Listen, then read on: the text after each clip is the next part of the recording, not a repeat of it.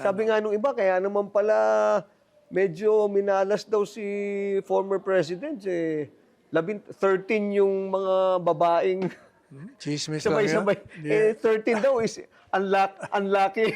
Ito Cheese. sana unlucky na. Sabi ko, kaya pala unlucky. Unlucky ng problema niya. Chismis lang yun. Chismis. Maraming tagahanga siya. Maraming tagahanga. Maraming tagahanga.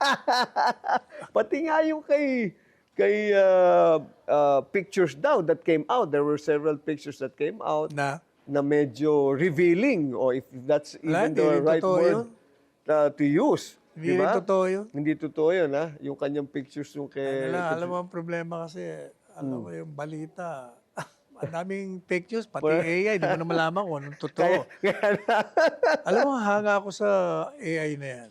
Yung technology, Ay, ano? alam mo, totoo. Oo, Pero mo, di ba pinakita na, naghahalikan si Dilima sa si Digong? Oh, yeah. Akala. So, paano nangyari? Pero ang galing na, Saka marami talaga, like, for instance, ang daming nangungumusta sa akin, kumusta si Digong? Bumisita ka pala ron. Ha? Bakit? Hindi ba nasa social media? Nakalagay doon, Panelo is in Hague, bringing... Nandun nga ako. Totoong yung video, pero ako sa Hong Kong yun.